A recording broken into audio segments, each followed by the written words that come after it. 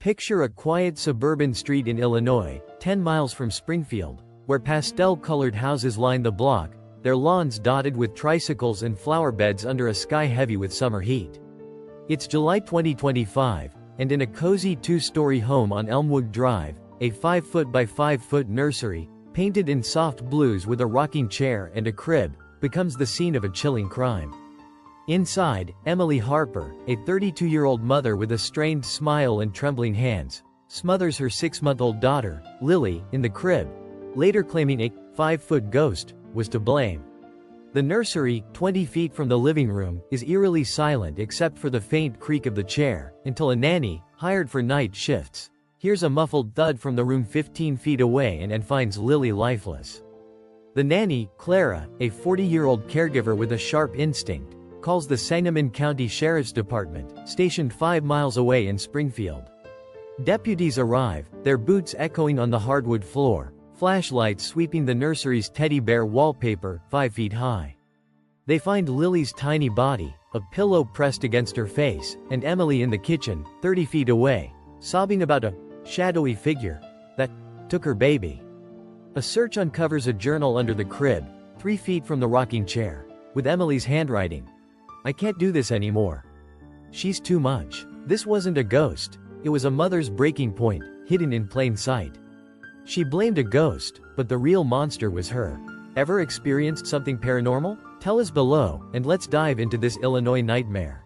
Emily Harper was a pillar of Elmwood Drive, her home 10 miles from Springfield's bustling downtown, its front porch 20 feet from the street adorned with hanging ferns.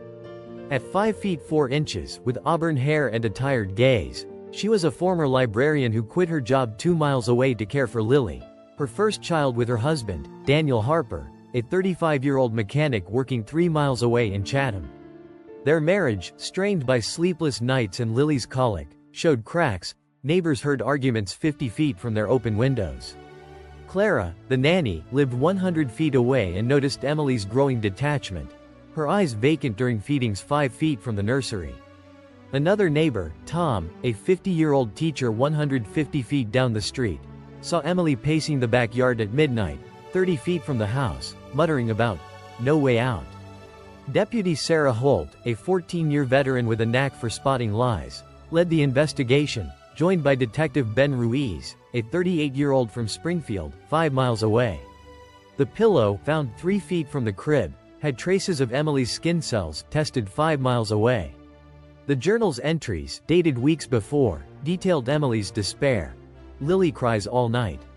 I'm drowning." Suspicion fell on Daniel, whose late shifts at the garage, 3 miles away, left Emily alone. His texts to a coworker, Jenna, a 30-year-old receptionist 2 miles away, hinting at tension. Had he pushed Emily over the edge?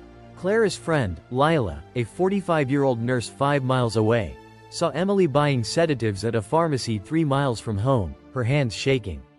As Holt's team searched the nursery, led 100 miles away in Peoria, a pond baby bracelet tied to Emily would shift the case. Curious? Keep watching, because this nursery hides more than shadows. What's the creepiest paranormal experience you've had? Drop it in the comments, and let's keep going. The nursery on Elmwood Drive, a 5-foot by 5-foot room 10 miles from Springfield, was a deceptively serene space, its blue walls adorned with stuffed animals, a mobile spinning silently above the crib, 3 feet from the rocking chair. Under the humid July sky, deputies scoured the scene, their flashlights catching a faint scratch on the crib's rail, 2 feet high, where Emily's ring had scraped during the struggle. The pillow, 3 feet from Lily's body, bore traces of the infant's saliva and Emily's skin cells, confirmed 5 miles away in a forensic lab. Deputy Holt, standing 5 feet 7 inches with a piercing stare, questioned Emily in a precinct 5 miles away, her sundress wrinkled, her story unraveling. She claimed a tall shadow entered the nursery at midnight, 20 feet from the living room, and smothered Lily while she slept in the next room, 15 feet away.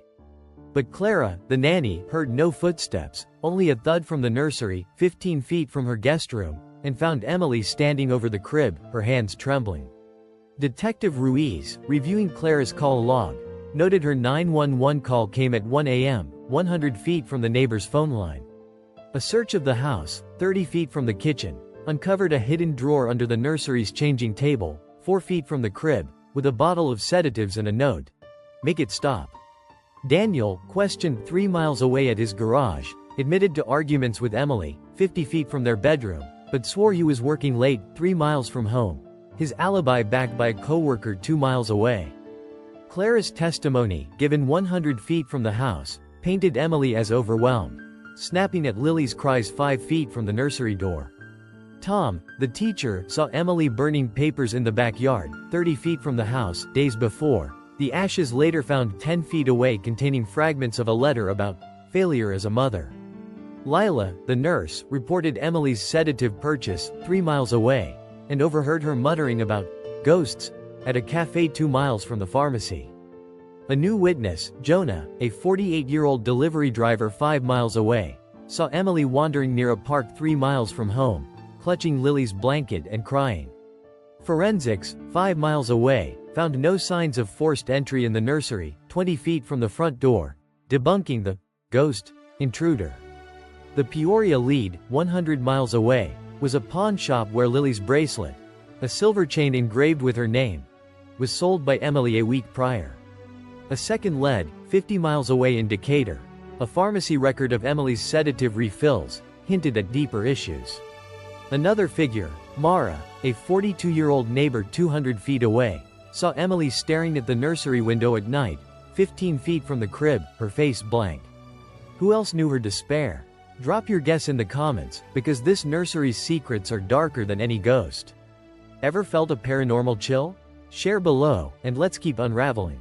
The Peoria lead, 100 miles from Springfield, was a pawn shop 5 miles from downtown, where Lily's bracelet, a tiny silver chain worth $200, was sold by Emily days before the tragedy, her signature on the receipt. Deputy Holt and Detective Ruiz, 5 miles from their precinct, pieced together the evidence: the pillow, journal, sedatives, note, bracelet, pharmacy record. Emily's story crumbled in the interrogation room, 5 miles away, her voice breaking. "I didn't mean to." She wouldn't stop crying. The truth spilled out. Emily, overwhelmed by postpartum depression and sleepless nights, 20 feet from the nursery, had dosed herself with sedatives from the pharmacy 3 miles away, hoping to calm her nerves. On that night, Lily's relentless cries, 5 feet from the rocking chair, pushed Emily to the edge. She pressed the pillow over Lily's face, 3 feet from the crib, intending only to quiet her, but went too far. Panicked, she crafted the ghost story, inspired by local legends whispered at the cafe 2 miles away. Clara's tip, 100 feet from the house, saved the case from being dismissed as a haunting. Tom's sighting of the burning papers, 30 feet from the house, revealed Emily's attempt to destroy a suicide note, found 10 feet away in the ashes. Lila's coworker, Amos, a 50-year-old janitor at the hospital 5 miles away, heard Emily confess to a doctor about losing control weeks prior, 3 miles from the pharmacy. The Decatur lead, 50 miles away, showed Emily refilling sedatives 3 times in a month, her dosage escalating. Mara's testimony, 200 feet from the house, confirmed Emily's late-night vigils at the nursery window, 15 feet from the crib, muttering about shadows watching. Jonah's delivery route, 5 miles away, placed him near the park where Emily was seen clutching the blanket, 3 miles from home, her despair evident. Daniel's coworker, Jenna, admitted to flirty texts, 2 miles from the garage, but denied an affair, her alibi solid. Forensics, 5 miles away, found no fingerprints but Emily's on the pillow, and the nursery's locked window, 5 feet high, ruled out intruders. A final lead, 150 miles away in Chicago. A counselor Emily visited, revealed sessions on postpartum struggles, 5 miles from a clinic. Emily's arrest for manslaughter shocked Elmwood Drive, her mugshot in tabloids, nursery nightmare, and ghostly lie. Daniel, 3 miles away, started a mental health fund for parents. This fictional tale, inspired by postpartum tragedy cases, warns that denial can haunt worse than any ghost. Ever experienced something paranormal? Tell us below, and if this chilled you, smash that like, subscribe, and share. More confessions are coming to haunt you. The Chicago lead, 150 miles from Springfield, was a counselor's office 5 miles from downtown, where Emily's records showed weekly visits confessing dark thoughts about Lily, her postpartum depression spiraling unchecked. Deputy Holt and Detective Ruiz, back at the precinct 5 miles away, laid out the full case: pillow, journal, sedatives, note, bracelet, pharmacy record, counselor's notes. Emily, in a holding cell 5 miles from Elmwood Drive, wept.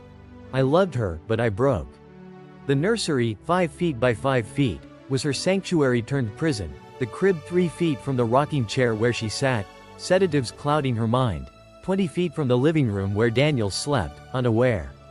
She'd smothered Lily in a moment of desperation. The pillow pressed for seconds too long, then fabricated the ghost story, drawing on a local legend heard at the cafe 2 miles away about a 5-foot shadow haunting old homes. Clara's quick call, 100 feet from the house, stopped Emily from fleeing.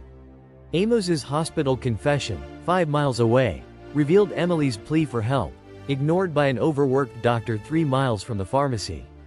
Mara's sightings, 200 feet away, showed Emily's growing isolation, staring at the nursery window, 15 feet from the crib, night after night. Tom's ashes, 10 feet from the backyard fire pit, held fragments of a letter begging for forgiveness. The pawned bracelet, sold 100 miles away in Peoria, funded Emily's planned escape, her bag packed 30 feet from the kitchen. Daniel's texts to Jenna, 2 miles away, were innocent but fueled Emily's paranoia, confirmed by counseling notes 150 miles away. Forensics, 5 miles away, sealed the case: no ghostly fingerprints, only Emily's despair. Emily's manslaughter charge and mental health plea shook Springfield, her face in tabloids. Ghost Mom's Lie, and Nursery Tragedy. Lily's memorial, 5 miles away, drew neighbors like Clara and Tom. This fictional tale, inspired by postpartum tragedies, warns that unseen struggles can kill. Ever felt a paranormal chill or a moment of despair? Share below, and if this broke your heart, hit like, subscribe, and share. More confessions await to haunt you.